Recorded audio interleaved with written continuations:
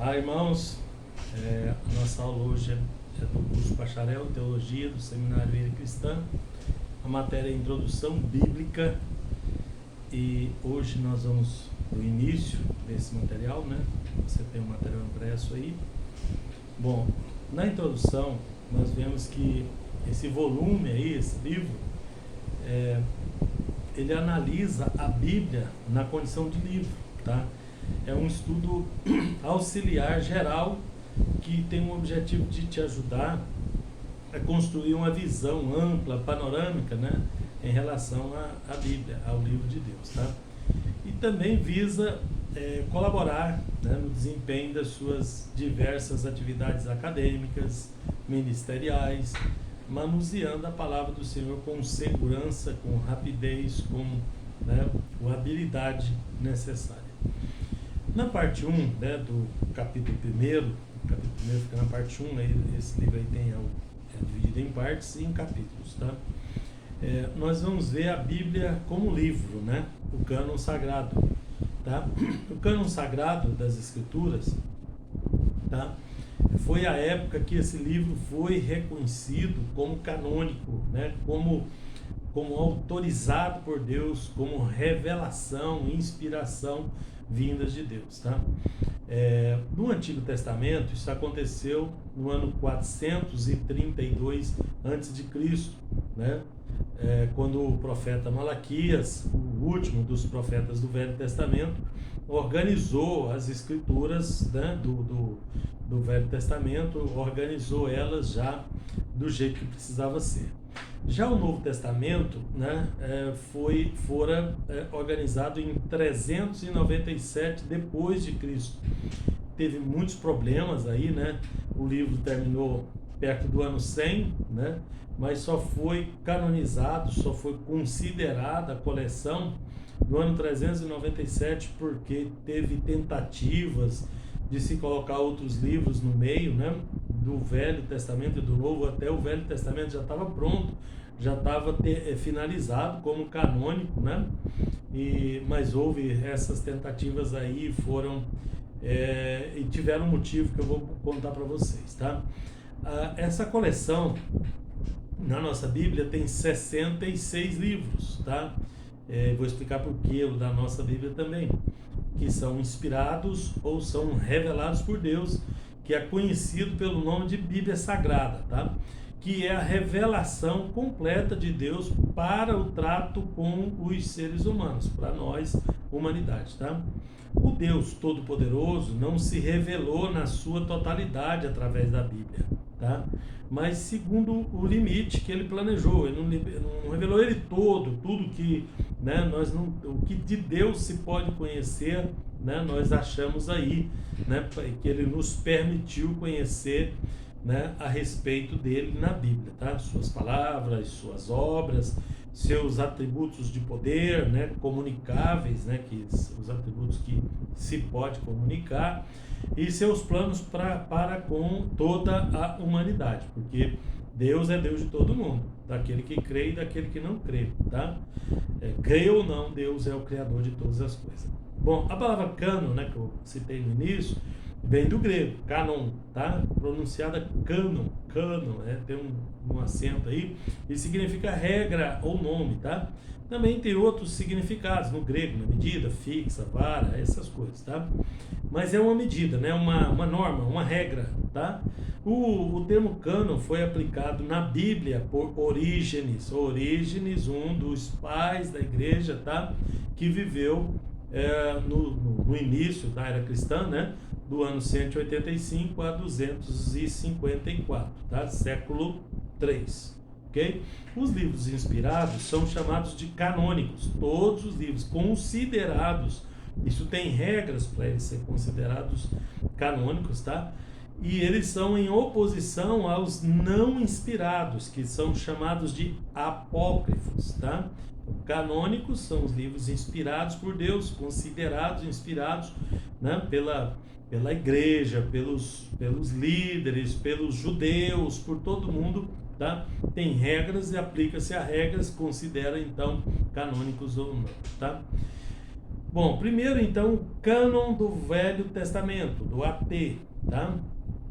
Esse cânon tem 39 livros, tá? De Gênesis a Malaquias, Malaquias, o último profeta, 432 a.C., ele terminou aí de formatar o cânon do Velho Testamento, tá? Todos eles foram escritos entre 1520 e 432 a.C., 1520 lá antes de Cristo até 432 antes de Cristo, tá? Nesse trecho aqui, né, todos esses livros do AT foram fechados, compilados, considerados pela igreja, por todo mundo que precisava e arrumados por Malaquias, tá? Então não foi Malaquias que considerou o canônico, né? Foi o grupo, né? Ele só ajeitou ali, ele sendo o último profeta do Velho Testamento. Esdras, né, um dos últimos também, né, que era escriba, que era sacerdote, tá, colaborou muito para a formação e para o encerramento desse cânon do Antigo Testamento também, uma pessoa, tá, pós-exílio, né, ele veio do exílio babilônico e tudo isso aqui terminou depois do exílio babilônico, tá, quando eles estavam voltando para Israel já, tá. Bom, portanto, o período aí foi de 1088 anos para o AT, né, para se chegar ao final do cânon do AT. Não teve nem discussão, nem problemas não, tá? Porque os interessados eram só os judeus e eles tinham ali uma clara, né, noção do que queriam, tá? Então foram 1088 anos o tempo correspondente entre os primeiros escritos de Moisés, tá, até o último de Malaquias, tá? Bom, a Bíblia dos Apóstolos, né, que trouxe isso daí, né, é a Septuaginta, né? Eu falo sobre a Septuaginta depois para vocês também. Tá? Isso foi escrito por ambos, né? E depois eu mostro para vocês. Período interbíblico. Bom, antes do início do Novo Testamento, né, depois do encerramento do Velho Testamento, 432 a.C., antes do início do Novo Testamento, 5 AC, né? Eu vi um erro de datas aí, era para ser 0, né? Mas é 5 AC, antes de Cristo, tá? Houveram fatos grandes, de grande importância, que se deve conhecer, né? Pelo menos resumidamente, nós vamos ver isso resumidamente, né? Mas vou citar para vocês leitura complementar se quiserem mais detalhes, né? Que tem que ser conhecido, porque trata-se de um período chamado interbíblico. São 432 anos, ou menos um pouquinho, porque vai até 5, né? 400 anos e 27, 427 mais ou menos, entre o Antigo Testamento e o Novo Testamento. Então, o último livro do Velho Testamento até o primeiro do Novo, houve esse vácuo aí, que a turma fala de 400 anos, que foi um pouquinho mais, tá? E aconteceram coisas aí que contribuíram, que ajudaram muito na compreensão e vai nos ajudar o tanto que isso aí contribuiu para a fundação da igreja, a confecção do Novo Testamento e também a interpretação de uma coisa e outra, tudo. Tem fatos aí que vão nos esclarecer muitas coisas, tá? E vou falar disso também. Tais fatos certamente vai nos ajudar a compreender melhor a palavra, tá? Principalmente os evangelhos e Atos, né? Durante esse tempo, teve 4 períodos distintos. Nesses 400 anos, teve 4 períodos distintos. Primeiro, Império Persa. Aqui, o Império Babilônico, Caldaico, né, já tinha sucumbido. Aqui, nesse ano que inicia o período interbíblico, tá? Os babilônios foram derrotados pelos persas, tá? Então nós iniciamos o período de 400 anos no Império Persa, tá? Que foi quem derrotou os babilônios lá do Nabucodonosor e seus filhos, tá? Bom, depois dele vem o Império Grego, tá? Que subjugou o Império Persa, né? E ficou no lugar dele. Então, nesse período também, tá? Depois foram 150 anos de independência de Israel, né? Judá, Israel, como queira, né? Eu vou explicar porque a diferença também. Sobre os macabeus, né? Os macabeus organizaram essa independência aí, né? E lutaram por ela, tá? e também a parte inicial do Império Romano, uns 60 anos mais ou menos aí antes de Cristo, tá? Então tivemos 4 períodos aí. Primeiro, eles estavam sob o comando, os judeus estavam sob o comando do Império Persa, que foi os mesmos que deixaram eles voltar para a Terra Prometida, mas eram vassalos deles, né? Eram propriedades deles lá, tá? Não é bem uma liberdade, é uma liberdade assistida, né? Depois veio o grego, né? Depois veio a independência dos macabeus e depois o Império, famoso Império Romano, tá? Bom, então esse período aí de mais ou menos 427 anos, né? Que vai lá de Malaquias, do encerramento do cânon, né? Até Jesus, em 5 antes de Cristo, tá? 427 anos, porque são 432 menos os 5 que eu falei para vocês, tá? No início desse período, nós tivemos o Império Persa, tá? Que a Palestina era uma satrapia, né? Satrapia como se fosse um território, um estado, né? Pertencente à Pérsia, tá? E os judeus viviam em uma relativa liberdade pós-cativeiro. A Pérsia era situada lá próximo ao Golfo Pérsico, na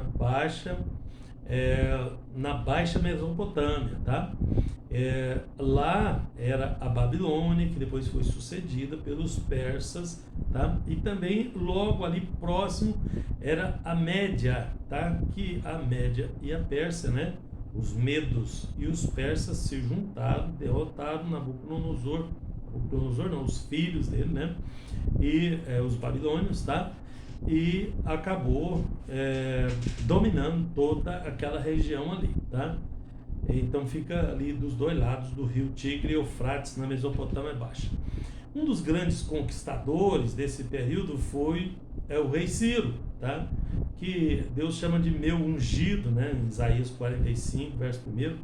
Lembrando que isso aí, quando Isaías escreveu esse versículo, isso foi 400 anos antes do tempo de Ciro, tá? Ciro o Grande, né? Chamado de Ciro o Grande, o persa, tá? Competente, corajoso general que dominou a Babilônia no ano 539 a.C., que conquistou a Ásia Menor e conquistou toda a Mesopotâmia, tá? Toda a Mesopotâmia, que é aquela região ali dos rios Tigre e Eufrates, tá? Bom, o Império Persa durou aproximadamente 208 anos, tá? Foram 100 no AT e 108 no período interbíblico, né? Então, os 100 anos antes ali de Malaquias ajeitar as escrituras já era domínio persa, tá?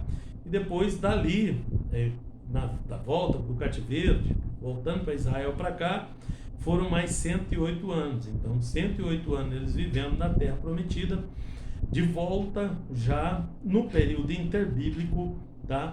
Então, esse Império Persa durou 208 anos, sendo que 108 dele nesse período que eu estou citando aqui, que é o período interbíblico. Bom, o Dario III, ou Condomano, né? Nesses 208 anos teve vários reis, né? E esse Dario III não é aquele outro Dario, tá? Foi o último rei persa, tá? Foi derrotado por Alexandre, o grego macedônio, tá? Em 331 a.C., quando caiu a Pérsia asiática e elevou-se a Grécia europeia, tá? Os gregos, né? Era uma sucessão de cidades-estados independentes, cada um tinha o seu governo, tinha suas leis, tinha a sua organização, mas eles tinham a mesma língua e se confederavam para a guerra, né? Exemplo de Esparta, de Atenas e até a Macedônia. Inclusive, Alexandre era filho do Filipe da Macedônia e não da Grécia, tá? Mas todo mundo falava grego e juntou-se aquilo ali e conquistou com o nome de gregos, né? E eles derrotaram os persas asiáticos, tá? Sendo os gregos europeus, tá? E, bom, o que aconteceu, né? O que fez isso acontecer foi mais uma vingança, né? Porque o rei babilônico, Xerxes, atravessou o mar Mediterrâneo, atravessou com um exército enorme para invadir a Grécia, tá? Numa grande batalha lá, eles tiveram um confronto muito grande, né? O rei Xerxes tinha 10 mil soldados, tá? E então ele invadiu ali uma parte da Grécia e imprimiu uma baixa grande nos soldados gregos, apesar que nessa batalha de Maratona, né, na cidade de Maratona, na Grécia, tá? 42 quilômetros de Atenas, né? Você já deve tirar suas conclusões aí, tá? E aí o Alexandre veio depois disso, né? Os babilônios já tinham sido derrotados pelos persas, 208 anos de governo dos persas, mas aquilo estava entalado no Alexandre. O Alexandre foi lá na Babilônia e conquistou aquilo tudo lá, tá? Então o Império também tinha aquela sede de conquista, aquelas coisas todas ali, tá? Bom, o Império Grego durou de 331 a.C. até 167 a.C. Sucedeu os persas, tá? O governo deles era um império, né? Um governo muito grande. Isso deu 164 anos. Quero dizer para vocês que isso aí inclui Alexandre e os seus generais, não só de Alexandre, que Alexandre morreu com 32 anos de idade, tá? O conquistador Alexandre, né, depois que ele conquistou lá, ele viveu poucos anos, tá? Ele morreu subitamente. Mas os seus generais distribuíram ali, né? Eu vou contar para vocês isso daqui a pouco. Distribuíram o seu reino ali e governaram por muitos anos, né? Inclusive no Egito, com os Ptolomeus, Seleucidas do lado da Síria e por aí vai. A Grécia constituía-se num país montanhoso, muito montanhoso, marítimo, né? Mar dos dois lados, né? Por isso era fragmentada, inclusive politicamente, tá? Era um conjunto de várias cidades-estados, como eu já falei para vocês, eram independentes, às vezes eram rivais entre si, né? E sendo as mais fortes, Esparta e Atenas, né? Os fatores mais importantes da união dessas cidades eram a língua, a religião, tá? As pequenas distâncias que tinham de uma para outra. Embora tivesse início no século XII, né? Só a partir do ano 776, no século VIII, né? Antes de Cristo, tá? Vai diminuindo antes de Cristo, tá? Com os jogos realizados na cidade de Olímpia, tá? Os Jogos Olímpicos famosos, né? É que começa a história real da Grécia, tá? Os Jogos Olímpicos eram realizados em honra a um deus deles, né? Um pseudo, né? Um suposto deus, um dos mais importantes deuses da mitologia, né? Que era Zeus, tá? E incluía provas de corrida, né? Saltos, arremesso, lutas corporais, tá? E etc, tá? No ano 331 a.C., depois de algumas batalhas, o mundo inteiro estava debaixo da mão de ferro do Alexandre o Grande, tá? Auxiliado pelos Seleucidas, por causa do Seleuco, seu general, que governava a parte da Síria, e dos Ptolomeus do Egito, que são os mais fortes, né? Generais, né? Os generais todos são o Cassandro, que herdou Macedônia, Grécia e Trácia, tudo do lado da Europa, o Lisímaco, que herdou do lado asiático, né? A Lídia, a Jônia e a Frígia. Essas regiões aí eram na Ásia Menor, né? Onde estavam aquelas igrejas do Apocalipse, onde hoje é a Turquia, tá? E o Seleuco, né? Seleucida, ou Seleuco, que é o nome dele, o Irã, o Iraque, a Síria, né? Aquela parte oriental ali do Império, e o Ptolomeu com o Egito e norte da África, né? Incluindo aqueles outros países do norte da África lá, tá? Antíoco Epifânio, Antíoco foi o último rei do período grego, tá? De 175 a 167, tá? Ele foi sucessor do Seleuco, tá? Dos Seleucidas, era da família, né? Ele era muito violento contra os judeus. e contra a religião monoteísta dos judeus, tá? Que os gregos, né, via de regra, eram politeístas, tá? Porque quando eles conquistavam, quando faziam qualquer coisa, eles colocavam isso junto com as suas conquistas. Eles colocavam a religião, a cultura, a língua, tudo isso eles chamavam de helenizar, tá? Helênico se refere aos gregos, tá? Mas helenizar era impor ou impetrar ou colocar a sua cultura grega aos povos conquistados. Essa era uma maneira de Alexandre fazer, né? Que foi herdado também pelos seus generais, tá? E bom, essa violência toda, essa força toda contra os judeus, que é um povo muito forte, né? Provocou a derrota dele, do Antíoco Epifânio, que foi o último, tá? Provocou a revolta dos Macabeus, né? No ano 167 a.C., tá? E Matatias, que era o sumo sacerdote judeu, e os seus filhos, né? Os Judas e o Jonatas, né? Macabeus, chamado de Macabeus, tá? Que fizeram isso aí. Também Simeão, né, que era filho dele, e o neto dele, João Hircano, tá? Desfraudaram a bandeira da revolta de Epifânio, tá? Esses Macabeus, né, família Macabeu, foram chamados sacerdotes e eram também governadores, né, chamados asmoneanos, tá? Então, eles são chamados frequentemente nos livros e tudo de asmoneanos, os quais conseguiram dominar o reino anterior e estabelecer uma relativa independência para a Judéia. Isso era complicado, né? A Judéia, num ponto muito estratégico, foi disputado por muitos povos, teve muitas confusões ali, tá? Então, o sumo sacerdote, Matatias, tá? Uniu a força religiosa da Mitra, né? Vamos chamar de Mitra aqui, a capacidade política, a coroa, tá? E se tornou o herói da história, tá? Por desfraudar ali, né, a bandeira da revolta e irromper contra aqueles opressores gregos, tá? O Império Grego. Então, a independência de Israel, 100 e poucos anos, né? Acho que não chegou a 150 anos, não, tá? Porque foi até o ano 63, quando entrou os romanos, tá? Os romanos também vieram paulatinamente depois, tá?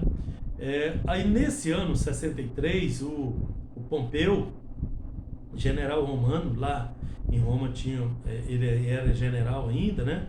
Mas ele foi um dos imperadores, tá? Ele subiu ao trono, né, no governo tripartite, ele era um dos partidos, né, em Roma, né, porque Roma era uma república nessa época, virou um império depois, né, com os Césares, tá, com Pompeu, que isso aqui foi antes, né, no início, né. Esse Pompeu conquistou a Palestina, né, conquistou a terra de Israel, que é chamada de Palestina naquela época, uma referência à Filistia, Palestina, Filistia, tá? Então, a Palestina, que eles chamavam, né? E colocou Antípator, tá? Como governador da Judéia. Esse Antípator, ele era idumeu, ele era dos filhos de Edom, parente do povo de Israel, primos de Israel, mas eram gentios, tá? Eles viviam no Monte Seir, né? No sul do Mar Morto, tá? Ali a Idumeia, né? A terra dos idumeus era naquela região lá. Mas com a derrota dos judeus ali, né? Na batalha contra os romanos, esse Antípator era um sujeito que gozava de muito poder político, porque ele era muito bem relacionado com Roma, tá?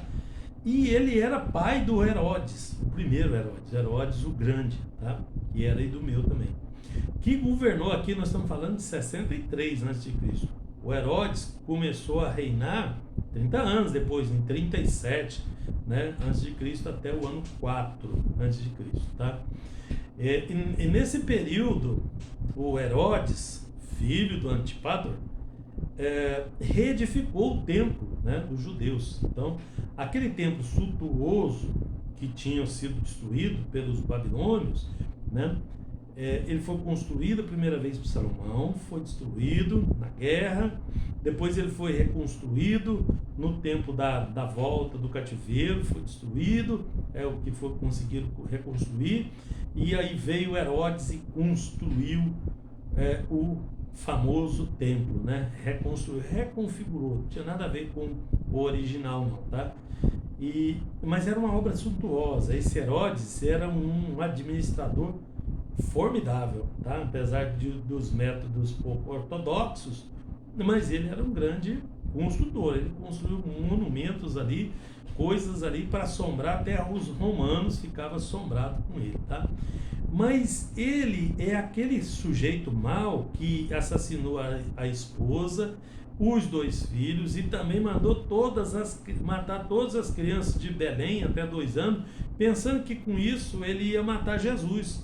Ele descobriu que o rei dos judeus, das profecias, tal, né, o Messias viria dali, e aí ele mandou matar. E a esposa e os filhos, claro, para evitar a sucessão, né? Então, esse sujeito era um sujeito violento, bom administrador, mas violento, né? No tempo do Império Romano, Jesus nasceu para salvar toda a humanidade. E através da sua morte, tá? Da morte de Cristo, deu início ao Novo Testamento, a partir de Mateus, Marcos, Lucas, João, dos Evangelhos, né? O alvo, né? Com o resumo dos impérios citados e as seitas, né? Que são apresentadas, vou apresentar para vocês, é facilitar aí a compreensão de tudo que diz respeito, né? O Novo Testamento, o Evangelho, os Atos e Atos dos Apóstolos e as Epístolas, tá? E o livro de Apocalipse que foi revelado, né? Israel era uma nação política e religiosamente perfeita, tá? Porque eles tinham uma administração perfeita, tanto política quanto religiosa, até hoje, né? Unida nacionalmente, né? Até o reino de Salomão. O problema deles foi interno, né? Com o racha lá, aconteceu com os grandes problemas com eles, tá? Que até o reino de Salomão no século IX a.C., né? Ali perto do ano 1000, né? A.C. Após a divisão do reino sob Roboão, filho de Salomão, tá? O reino foi dividido, tá? Todavia, as raízes da unidade foram abaladas e o reino foi dividido em 2, tá? Por causa talvez o problema político surgiu com Salomão, começou com Salomão, porque ele taxou com altos impostos Israel para pagar os luxos dele, né? Ele era muito luxuoso, ele gastava muito, todo luxo custa caro, tá? E aí vem o seu filho, que tinha pouca experiência administrativa e bem arrogante, não sabia como é que funcionava a política, né? E durante o reino de Salomão ele segurou com mão de ferro, mas com o seu filho o povo se rebelou. O povo judeu é um povo difícil, né? Rebelava fácil com os romanos, com qualquer um ali, tá? Então, com isso o reino foi dividido e ficou a metade norte, mais da metade, com 10 tribos, ficou ao norte e levou o nome de Israel, e que construiu a capital Samaria no monte de mesmo nome, ali que era 3 montes, fazia um triângulo, né? Samaria, Ebal, Gerizim, tá? Então no monte Samaria construiu lá o templo, construiu a capital, o templo rival, né? De Jerusalém, né? E ao sul ficou Benjamim e Judá, e também os levitas, não se esqueça, eles não tinham herança, tá? Mas ficou a herdade de Benjamim e Judá. Simeão desapareceu, que era ali também, né? Sumiu junto com as outras 10 tribos, tá? Mas ficou os benjamitas, Benjamim, Judá, e ficou também os levitas, que estavam no meio deles. Lembrando que Jerusalém não é Judá, não é na terra de Judá. Por causa dessa divisão, chamou tudo de Judá. Mas Jerusalém é Benjamim, tá? Na terra de Benjamim. Já Belém é Belém da Judéia, tá? De Belém para baixo, até Cádiz Barneia é Judá, tá? No meio ali tinha a herdade de Simeão, que desapareceu depois nessa divisão aí, tá? Então, depois do cativeiro, as duas correntes distintas se apresentaram nos judeus, tá? Uma conservadora, né, do cerimonialismo, do culto, sob a orientação dos sacerdotes, outra com caráter político, né, sob a direção do sumo sacerdote Matatias, né, que resolveu unir a Mitra com o auxílio dos guerreiros, os macabeus, aproximadamente no ano 167 a.C.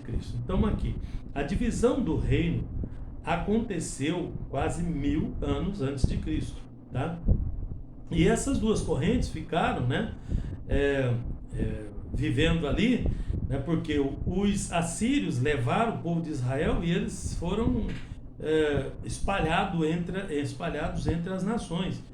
Só sobrou de Israel, só sobrou Benjamim, Judá e os levitas. E algum dos rebeldes que não aceitavam o culto de Samaria, lá do Monte de Samaria e tal, né, e que vinha e se juntava aos judeus do sul. Então, um ou outro sim teve, tá?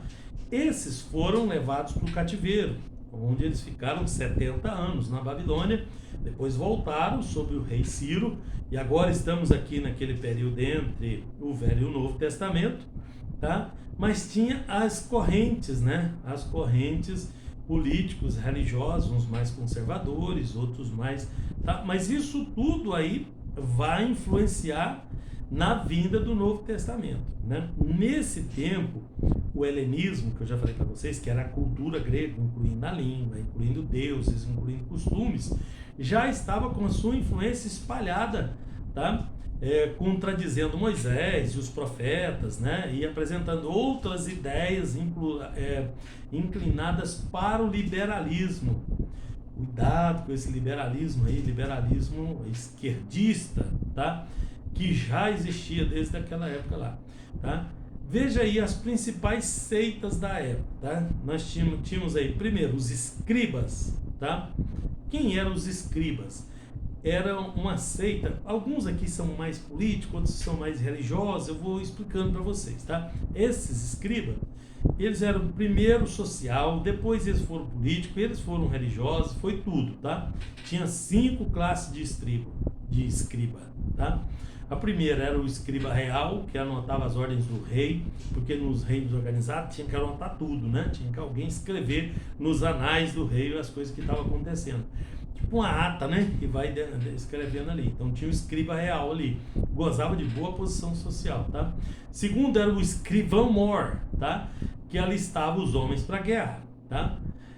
Que eram muitos, tá? Que fazia o alistamento. Terceiro, o escriba organizador de tropas para a guerra, né? Para fazer a contabilidade ali de quem foi, quem não foi, quem ia receber, quem não ia. Os exércitos eram